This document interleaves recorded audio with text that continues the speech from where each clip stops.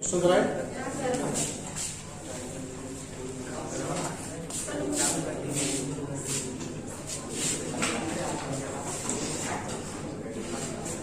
देखो भाई, heat capacity आप लोग करेंगे।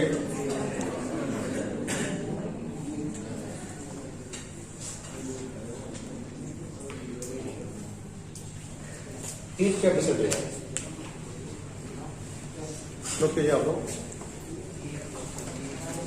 हीट कैपेसिटी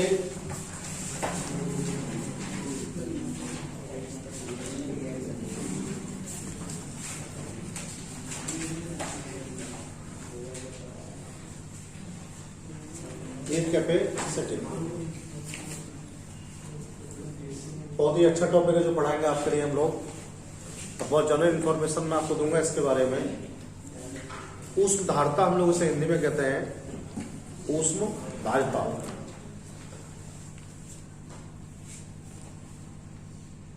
ऊष्म धारिता कहते हैं हम लोग इसे हिंदी में।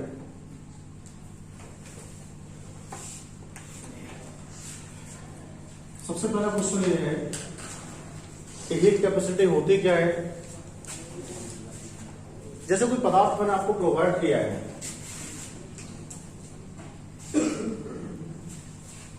और ये जो पदार्थ मैंने आपको प्रोवाइड किया है ये सबस्टेंस है एक, और जो सबस्टेंस आपके पास अवेलेबल है, इस सबस्टेंस की जो वेट मैंने आपको बताई है वो 100 ग्राम है। एक पदार्थ आपको दिया गया है, इस पदार्थ का भार 100 ग्राम है। मैंने आपको बताया कि इस पदार्थ का जो टेम्परेचर है, इस पदार्थ का जो ताप है, वो हम लोगों के लिए 1 डिग्री सेंटीग्रेड बढ़ाना है।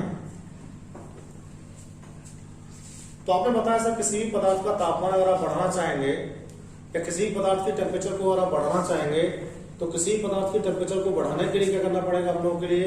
किसी भी पदार्थ के टेम्परेचर को बढ़ाने के लिए हम लोगों को उसे ऊष्मा देनी पड़ेगी। उससे शो कर सकते हैं आप लोग इससे चाहें तो कैपिटल को लिख लीजिएगा। ऊष्मा देनी पड़ेगी हम लोगों के लिए, इसे हम लोग हीट बोलते हैं भाई। किसी भी पदार्थ का ताप 1 डिग्री सेंटीग्रेड बढ़ाने के लिए, किसी भी पदार्थ का ताप 1 डिग्री सेंटीग्रेड बढ़ाने के लिए जिस ऊष्मा की आपको आवश्यकता होती है, किसी भी पदार्थ का ताप 1 डिग्री सेंटीग्रेड को सॉल्व करने के लिए या राइज करने के लिए या बढ़ाने के लिए आपको जितनी ऊष्मा की आवश्यकता होती है उसे हम लोग बोलते हैं ऊष्म धारिता या फिर हीट कैपेसिटी। ऊष्म धारिता या फिर हीट कैपेसिटी हम लोग बोलते हैं। तो बहुत सिंपल बात हो गई। सर ने पूछा किसी पदार्थ का तापमान, किसी पदार्थ का तापमान अगर आपको 1 डिग्री सेंटीग्रेड बढ़ाना है तो आपको बताना सर ऊष्मा को शोषित तो करना ही पड़ेगा आपके लिए। और जब किसी पदार्थ का तापमान 1 डिग्री सेंटीग्रेड हम लोगों को बढ़ाना होता है, और जिस तापमान से हम लोग जिस ऊष्मा से किसी पदार्थ का तापमान 1 डिग्री सेंटीग्रेड बढ़ाते हैं हम लोग, उसे हीट कैपेसिटी कहते हैं। एक बहुत सिंपल क्वेश्चन आपको बतानी है। सर ने पूछा किसी पदार्थ का द्रव्यमान अगर निश्चित हो तो आपको बताना है जब किसी पदार्थ का द्रव्यमान निश्चित होता है तो ऊष्म धारिता के लिए हीट कैपेसिटी के लिए बोलते हैं specific heat capacity. Specific heat capacity Hindi में शब्द है विशिष्ट। क्या होता है? विशिष्ट। तो 2 तरह से बात हो गई।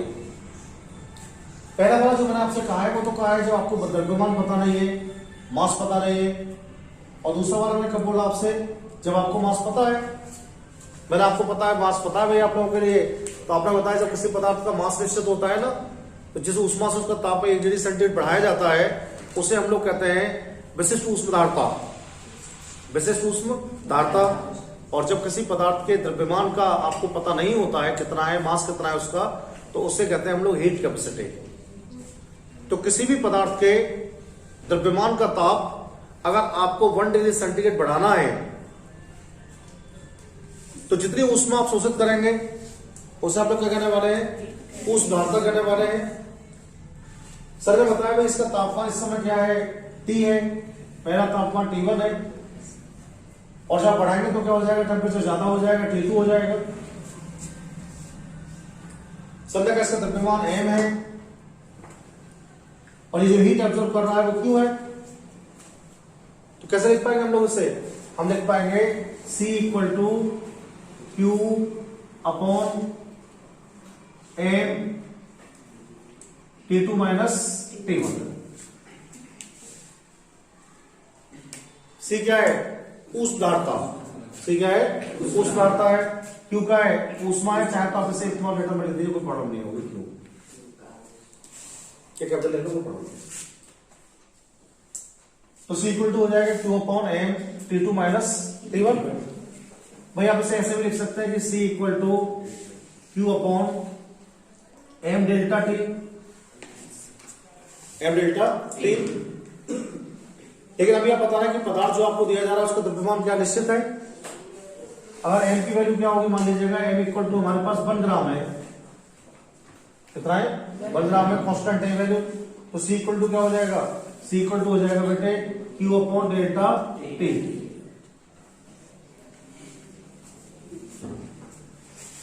C equal to Q upon delta T हम लोग लिख सकते हैं इसके लिए। और सर आपसे पूछेंगे भाई इसका मात्रक क्या होता है, यूनिट क्या है इसकी? तो देखो यूनिट तो बेटा इसका यहीं से फाइंड होगा, इस वाले फॉर्मूला से। इससे फाइंड कर सकते हैं यूनिट को आप। क्यों क्या है? ऊष्मा है। और ऊष्मा का मात्रक क्या होता है भाई? जूल होता है। क्या होता है? जूल होता है ना। अपॉन मास है।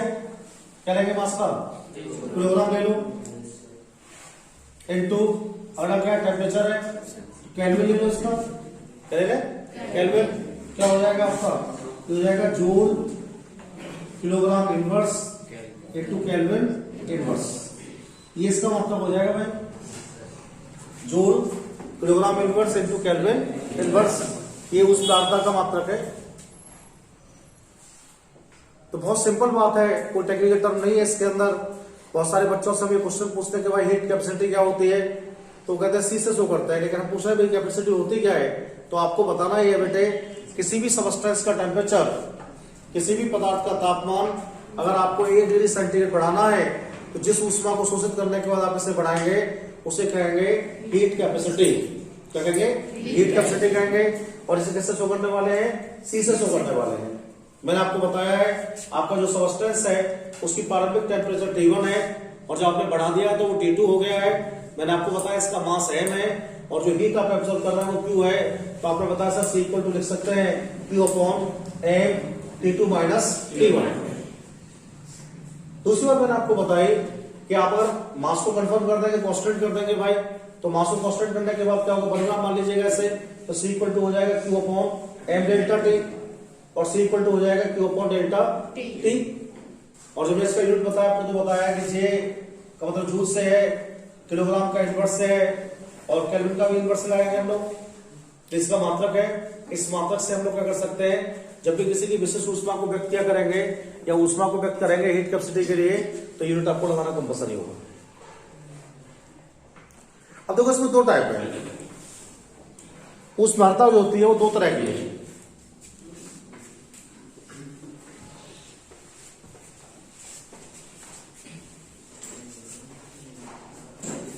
ये आ रहा है वाला।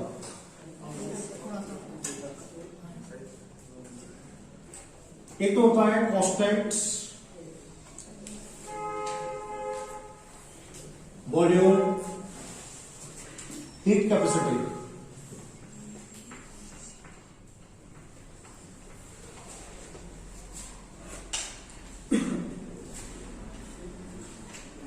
और इसका सिंबल होता है CV।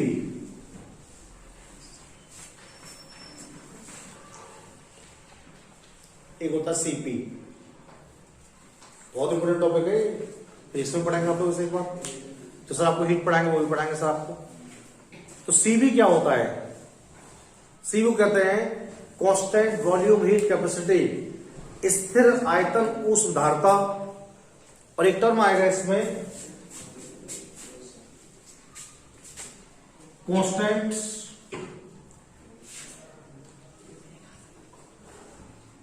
Pressure, right, heat capacity CP।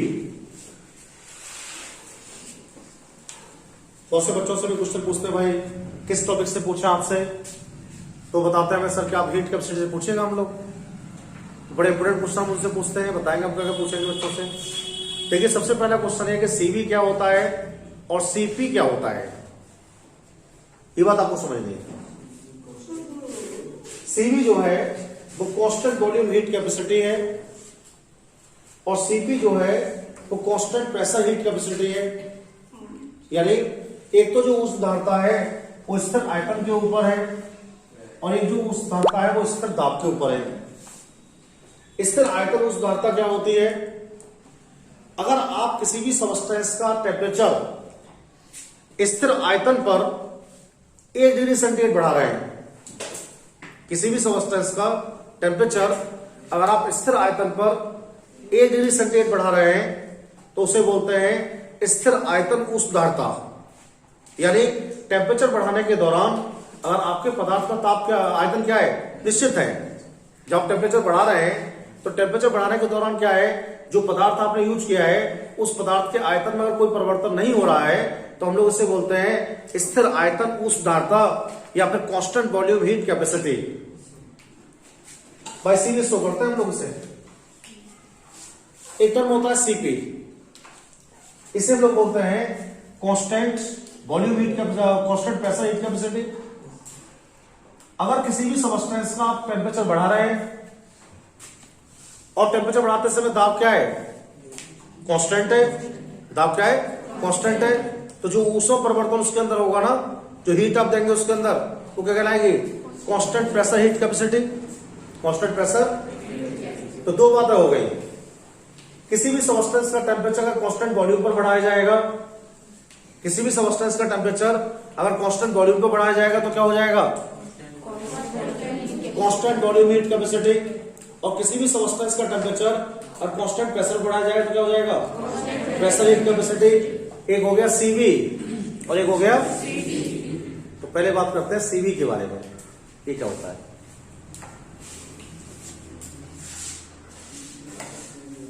ये स्टडी किया हम लोगों ने अभी, C equal two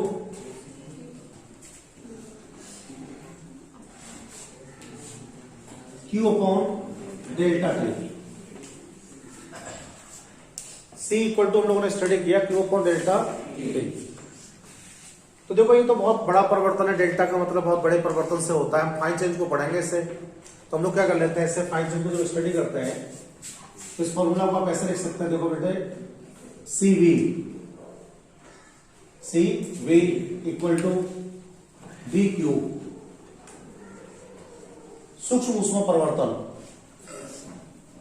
upon DT upon. जब भी दिया जाता है ना तब तो इसका मतलब होता है अवकलन, डिफरेंशिएट करके लिखते हैं तब ना सारी वैल्यू। ये पहली बार ऐसा होगा, पहले बता चुका हूं आपको पहले भी इस बात को। DQ अपॉन DT ये फाइन चेंज को शो करते हैं हम लोग, तो इसको मिटा देते हैं अब, सही ना, समझ लो आप लोग। क्यों क्या है, फाइन चेंज, ये क्या है, रिलेटिव टेम्परेचर, ताप के सापेक्ष है, ताप के सापेक्ष। और सीवी क्या है, ऊष्मा इसमें। लेकिन क्या क्या पढ़ के आए भाई हम लोग, DQ बराबर क्या पढ़ा था हम लोगों ने, DQ बराबर बेटे हम लोगों ने पढ़ा था डेल्टा U की जगह DU कर लो इस समय, plus PdV। First law thermodynamics से पढ़ा था, नहीं पढ़ा था हम लोगों ने, ये पढ़ाया था मैंने आपको। DQ equal to DU plus PdV, याद है? क्या था ये, first law of thermodynamics, first law of thermodynamics. अगर बेटे इस वैल्यू को हम लोग क्या करते हैं, DQ की जो वैल्यू हमारे पास है उसे यहां लगाते हैं लोग इसमें, तो CV इक्वल टू क्या हो जाएगा, CV इक्वल टू हो जाएगा DU plus PdV upon DT। लेकिन सर एक बात बता रहा है आपके लिए, सर बता रहा है आपके लिए, जो प्रेस आप जो चेंज कर रहे हैं ना, आप जो चेंज कर रहे हैं वो क्या कर रहा है, ये कांस्टेंट वॉल्यूम पर हो रहा है, और कांस्टेंट वॉल्यूम पर होगा तो DV क्या हो जाएगा, जीरो हो जाएगा। फिर क्या हो जाएगा, तो क्या हो जाएगा आपका, ये हो जाएगा CV equal to DU plus 0 upon DT। Constant volume पर होगा तो आगे चेंज नहीं होगा। क्या हो जाएगा, ये CV equal to DU upon DT।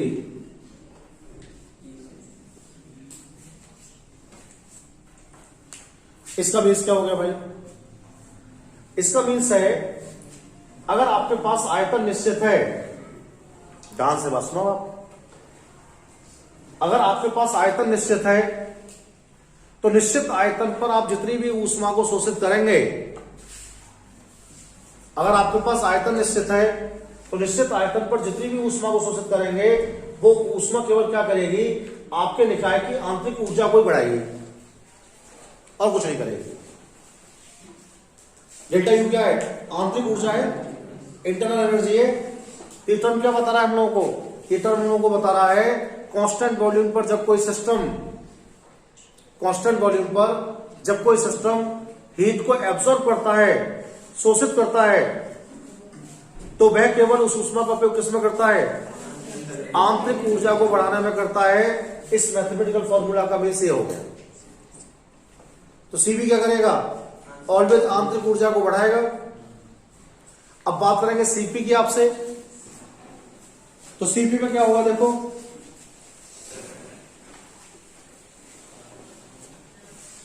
ये हमारे पास सॉल्व हो क्या आ गया है? CB equal to D U upon D T. एक ऐसा ही फॉर्मूला और निकालते हैं अभी। यह है constant pressure heat capacity, constant pressure heat capacity. इसमें प्रॉब्लम क्या हो गया आपके लिए? देखो अब आपका आयतन निश्चित नहीं है। अगर आप तापमान बढ़ाते हैं, बात थोड़ी हाई स्टैंडर्ड की हो रही है भाई, थोड़ा ध्यान दो आप लोग। हमारे पास टेम्परेचर कांस्टेंट नहीं है और वॉल्यूम कांस्टेंट नहीं है, प्रेशर कांस्टेंट है। और किसी भी सबस्टेंस में प्रेशर अगर कांस्टेंट होगा, जैसे कोई सबस्टेंस हमारे पास है भाई, प्रेशर तो कांस्टेंट है इसमें। जैसे ही आप इसमें ऊष्मा देंगे ना,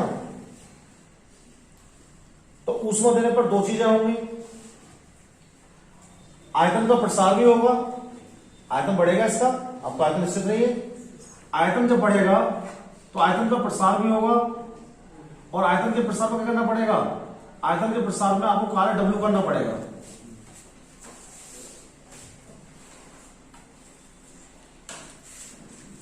दूसरी बात, इसकी आंतरिक ऊर्जा को बढ़ाएगा ये। तो बहुत सारे बच्चों से सवाल पूछते हैं कि सीपी बराबर CV, CP greater than CV, CP less than CV.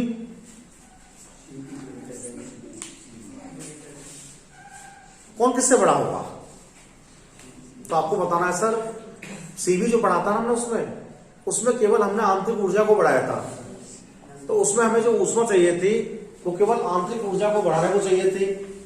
लेकिन सीपी जो होता है उसमें दो काम होते हैं। क्या हुआ था सीपी में?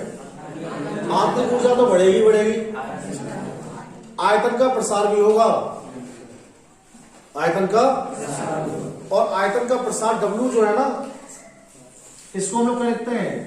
P DV upon D T,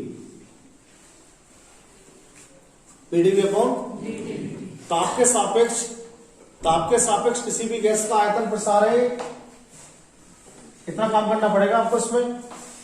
तो सीपी क्या है? सीपी में दो कंपोनेंट्स है, आंतरिक ऊर्जा वाला कंपोनेंट्स तो आएगा ही आएगा, फिर आंतरिक ऊर्जा तो बढ़ेगी। आंतरिक ऊर्जा बढ़ने के साथ साथ क्या होगा? आयतन का प्रसार भी होगा। तो आप सर को बताएंगे सर सीबी जो होता है वो छोटा होता है सदैव, और सीपी जो होता है वो बड़ा होता है। सर ने पूछा सीबी क्यों छोटा होता है, तो आपको बताना सर सीबी जो होता है उसमें केवल हम आंतरिक ऊर्जा को बढ़ाते हैं। लेकिन जो सीपी हम लोग पढ़ते हैं, सीपी में दो चीजें बढ़ाते हैं हम लोग। एक तो प्रसार करते हैं, प्रसार का कार्य होता है, उसको ऊष्मा चाहिए होती है, और एक आंतरिक ऊर्जा को बढ़ाते हैं, तो आंतरिक ऊर्जा बढ़ाने को ऊष्मा चाहिए होती है। ध्यान रखेंगे सीपी क्या होगा? बड़ा होगा, और सीबी क्या होगा? छोटा होगा। अब इस बात को साइंस में कैसे लिखेंगे? देखो बेटे हम लोग, आंतरिक ऊर्जा किससे संबंधित है? सीबी से। तो इस बात को आप ऐसे लिख सकते हैं कि CP equal to CV plus expansion.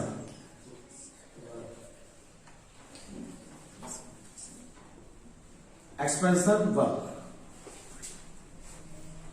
आप लिख सकते हैं CP equal to CV plus PDV upon DT, PD upon DT. ये एक्सपेंशन वर्क का फॉर्मूला है आपके सापेक्ष। प्रसार करेंगे तो इतना कार्य करना पड़ेगा आपको भाई। अब सीवी बराबर तो अभी आप पढ़ते आए थे, क्या पढ़ा था? CV equal to D upon dt plus PDV upon dt। जो बात मैं कह रहा हूं उस बात को प्रूव करूंगा, ये कह रहा हूं आपसे। अभी क्या कह रहा हूं आपसे यहां पर? अभी मैं आपसे यहां पर ये कह रहा हूं कि हमारे पास जो पदार्थ है उस पदार्थ को जब तापमान बढ़ाएंगे कांस्टेंट प्रेशर पर, तो उसमें आयतन भी बढ़ेगा। एक तो आयतन का प्रसार होगा और आंतरिक ऊर्जा भी बढ़ेगी।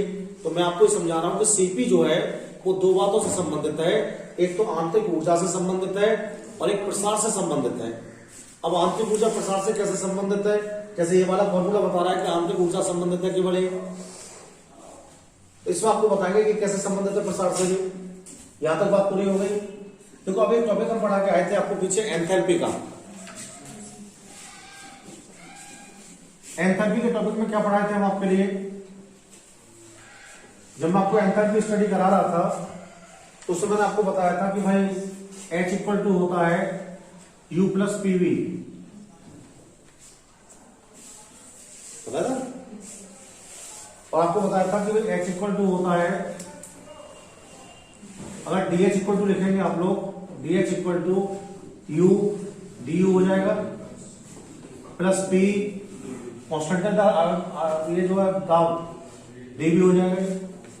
तो DH इक्वल टू हो जाएगा DU प्लस PDV। बेटे अगर हम ताप के सापेक्ष लिखेंगे तो क्या हो जाएगा? DH upon DT, DU upon DT और PDV अपॉन DT। अब आप ये देखिएगा जो फॉर्मूला आपने बनाया है उसका इस फॉर्मूला से क्या रिलेशन हो गया? देखो आप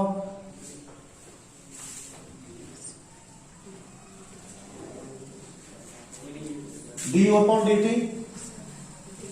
PDV upon DT, DU upon DT, PDV upon DT, तो क्या बचा? क्या लिख सकते हैं बेटे हम लोग? हम लिख सकते हैं CP equal to DH upon DT, DH upon DT। अब एस में क्या चीज आ गई? देखो आप ये जो एस टर्म आया इसमें दो चीज आई है। एस में क्या आया था? एक तो आंतरिक ऊर्जा आई थी और एक क्या आया था? वर्क एक्सपेंशन आया था। क्या आया था? Work expansion. एस क्या शो करता है? एस शो करता है आंतरिक ऊर्जा प्रसार के लिए, एस शो करता है आंतरिक ऊर्जा प्रसार के लिए। और पहले क्या आया था? इससे पहले सीवी इक्वल टू आया था DU अपॉन DT। ये क्या शो करता है? ये शो करता है केवल आंतरिक ऊर्जा के लिए। किसमें ऊष्मा ज्यादा चाहिए? सीपी में ऊष्मा ज्यादा चाहिए। क्यों चाहिए ज्यादा? देखो सीपी में आयतन का प्रसार भी हो रहा है और क्या हो रहा है? आंतरिक ऊर्जा बढ़ रही है। सीवी में क्या हो रहा है? केवल सबसे इंपोर्टेंट क्वेश्चन इस टॉपिक का यही है। सर आपको यही पूछेंगे कि सीपी सीवी में कौन छोटा बड़ा होगा? ये बताओ पहले आप। पक्का बता देंगे भाई सीवी बड़ा होगा, सीवी छोटा होगा। सीवी इसलिए बड़ा होगा सीपी तो उसमें प्रसार और आंतरिक ऊर्जा दोनों बढ़ेंगे, और सीवी में केवल आंतरिक ऊर्जा ही बढ़ेगी, प्रसार उसमें नहीं होगा क्योंकि आयतन क्या है हमारा निश्चित है। अभी टॉपिक आपको बताते हैं, इसमें इस समझ में हम लोग को आ गया है।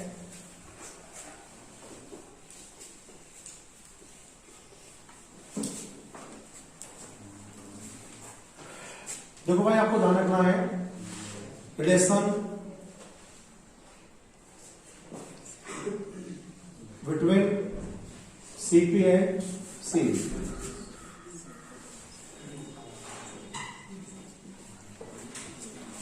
सीपी सीवी में रिलेशन क्या होता है? सीपी सीवी में रिलेशन क्या होता है ये आपको समझाएंगे। बड़ा इंपोर्टेंट क्वेश्चन है, तो आपके एग्जाम में हर साल आता है जब भी आप एग्जाम देते हैं 11th का। ये पढ़ा भी हम लोगों ने।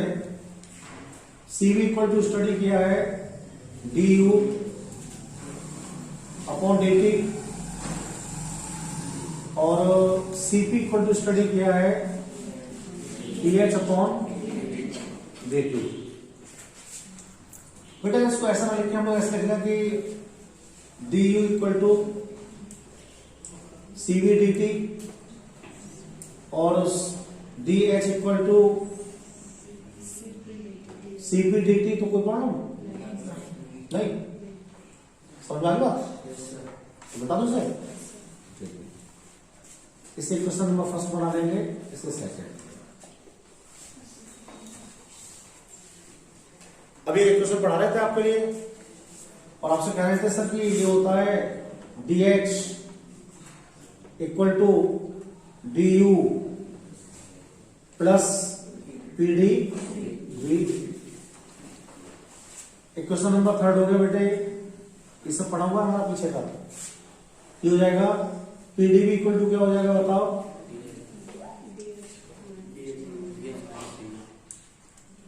dh माइनस d हो जाएगा नहीं? तो देखो बेटा dh की वैल्यू आपके पास क्या है? cp dt है और du की आपके पास क्या है? cv dt है। इनको पुट कर देंगे हम लोग, क्या हो जाएगा बेटा? ये pdv इक्वल टू हो जाएगा cp dt minus cv dt। cp dt minus cv dt हो जाएगा। अब देखो एक बात आपको ध्यान रखनी है, गैस इक्वेशन पढ़ के आए भाई हम लोग, ये पढ़ते थे pv equal to RT, pv equal to RT। प्रसार तो हो रहा है, ताप भी बदल रहा है, तो कह सकते हैं P delta V equal to R delta T, लिख सकते हैं। ऐसे नहीं पढ़ना चाह रहे हो आप लोग तो बहुत सिंपल फाइन ऐसे कर सकते हैं, चेंज करिए pdv कर लो, इसे वैसे कर सकते हैं RDT कर सकते हैं हम लोग, pdv का फॉर्म RDT क्या लगा सकते हैं आप? pdv की जगह RDT यूज कर सकते हैं आप, और pdv की जगह जब आप RDT यूज करेंगे तो देखो ध्यान से बेटे, RDT इक्वल टू क्या हो जाएगा? cp dt minus cv dt। तो बेटे इसमें से कॉमन आ जाएगा नहीं आ जाएगा? dt आ जाएगा, क्या हो जाएगा बेटे? r dt equal to c dt common ले लेंगे, cp माइनस कैंसिल आउट हो जाएगा बेटे, क्या बचेगा? ये बचेगा cp minus cv equal to r।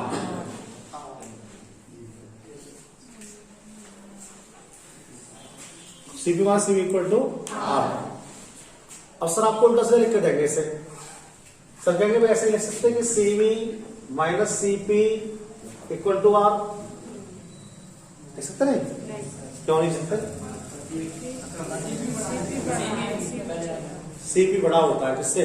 cv से बड़ा होता है। किससे होता है? cv से बड़ा होता है, इसलिए क्या एक्सप्रेशन गलत है। हमने लिख दिया कि cv equal to cp equal to r, ये भी गलत है। R क्या है? गैस नियतांक क्या है? उसकी वैल्यू हम आपको पढ़ा चुके हैं, 8.314 होती है, पता नहीं था आप लोगों को? ये हम लोग आपको बता दिए है। तो बहुत सारी बातें अभी आपको डिस्कस की है, क्या क्या बता दिया आपके लिए, हीट कैपेसिटी बता दिया क्या होती है। तो क्या होती है हीट कैपेसिटी? किसी भी सबस्टेंस का टेम्परेचर आपको 1 डिग्री सेंटीग्रेड बढ़ाना है ना, तो किसी भी सबस्टेंस का टेम्परेचर 1 डिग्री सेंटीग्रेड बढ़ाने के लिए जिस ऊष्मा की आपको आवश्यकता होगी उसे बोलेंगे हीट कैपेसिटी। कितना तरह से होती है? कौन कौन सी होती है? कांस्टेंट वॉल्यूम और कांस्टेंट प्रेशर। कांस्टेंट वॉल्यूम वाली क्या होती है? सीवी होती है। और कांस्टेंट प्रेशर वाली क्या होती है? सीपी होती है। सीवी बड़ा होता है सीपी, सीपी बड़ा होता है ना, और सीपी इसलिए बड़ा होता है कि उसमें एक्सपेंशन और आंतरिक ऊर्जा दोनों की आवश्यकता होती है। लेकिन सीवी छोटा क्यों होता है? कि उसमें केवल आंतरिक ऊर्जा की आवश्यकता होती है। और ये सब कंफर्म मेरी बात आपको? ठीक है, तो भाई बंद कर दो हमारा वीडियो, तुम काम करा।